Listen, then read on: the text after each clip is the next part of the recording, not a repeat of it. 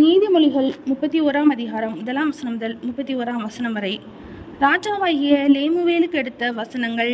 அவன் தாய் அவனுக்கு போதித்த உபதேசமாவது: என் மகனே, என் கர்ப்பத்தின் குமாரனே, என் பொருத்தனைகளின் புத்திரனே, ஸ்திரீகளுக்கு உன் பலனையும் ராஜாக்களை கெடுக்கும் காரியங்களுக்கு உன் வழிகளையும் கொடாதே.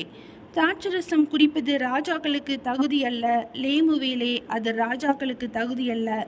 மதுபானம் பிரபுக்களுக்கு தகுதியல்ல. மதுபானம் பண்ணினால் அவர்கள் நியாய பிரமாணத்தை மறந்து சிறுமைப்படுகிறவர்களுடைய நியாயத்தையும் புரட்டுவார்கள். மடிந்து போகிறவனுக்கு மதுபானத்தையும் மனம் கசந்தவர்களுக்கு திராட்சரசத்தையும் கொடுங்கள். அவன் குடித்து தன் குறைவை மறந்து தன் வருத்தத்தை அப்புறம் நினையாதிருக்கட்டும். ஊமையனுக்காகவும் திக்கற்றவர்கள் எல்லாருடைய நியாயத்துக்காகவும் உன் வாயை திறந்து நீதியாய் நியாயம் தீர்த்து சிறுமையும் எளிமையும் மாணவனுக்கு நியாயம் செய். குணசாலியான ஸ்திரீயை கண்டுபிடிப்பவன் யார்? அவளுடைய விலை முத்துக்களை பார்க்கிலும் உயர்ந்தது.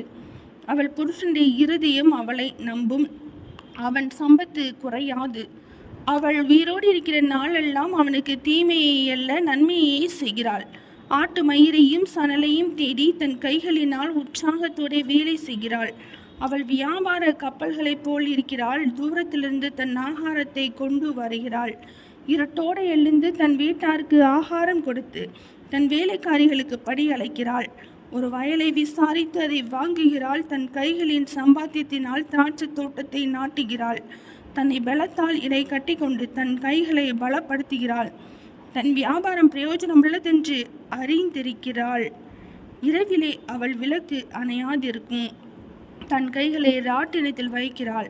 அவள் விரல்கள் கதிரை பிடிக்கும். சிறுமியானவர்களுக்கு தன் கையை திறந்து ஏழைகளுக்கு தன் கரங்களை நீட்டுகிறாள். தன் வீட்டார் அனைவருக்கும் இரட்டைப்புரை உடுப்பிக்கிறதால் தன் வீட்டாரின் நிமித்தம் குளிருக்கு பயப்படாள். இரத்தின கம்பங்களை தனக்கு உண்டு பண்ணுகிறாள். மெல்லிய புடவையும் இரத்தாம்பரமும் அவள் உடுப்பு. அவள் புருஷன் தேசத்து மூப்பர்களோட நியாயஸ்தலங்களில் உட்கார்ந்திருக்கையில் பெயர் பெற்றவனாய் இருக்கிறான். மெல்லிய புடவைகளை உண்டு பண்ணி விரிக்கிறாள். கச்சைகளை வர்த்தகத்தில் ஒப்புவிக்கிறாள். அவள் உடை பலமும் அலங்காரமுமாய் இருக்கிறது. வருங்காலத்தை பற்றியும் மகிழ்கிறாள். தன் வாயை ஞானம் விளங்க திறக்கிறாள். தயையுள்ள போதகம் அவள் நாவின் மேல் இருக்கிறது. அவள் சோம்பலின் அப்பத்தை புசியாமல் தன் வீட்டு காரியம் எப்படி நடக்கிறது என்று கண்ணோக்கமாய் இருக்கிறாள். அவள் பிள்ளைகள் எழும்பி அவளை பாக்கியவதி என்கிறார்கள். அவள் புருஷனும் அவளை பார்த்து, அநேகம் பெண்கள் குணசாலிகளாய் இருந்ததுண்டு, நீயோ அவர்கள் எல்லாருக்கும் மேற்பட்டவள் என்று அவளை புகழ்கிறான். சௌந்தரியம் வஞ்சனையுள்ளது, அழகும் வீண்.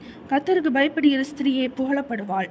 அவள் கைகளின் பலனை அவளுக்கு கொடுங்கள். அவளுடைய செய்கைகள் வாசல்களில் அவளை புகழ கடவது. நீதிமொழிகள் 31 அதிகாரம் முடிந்தது.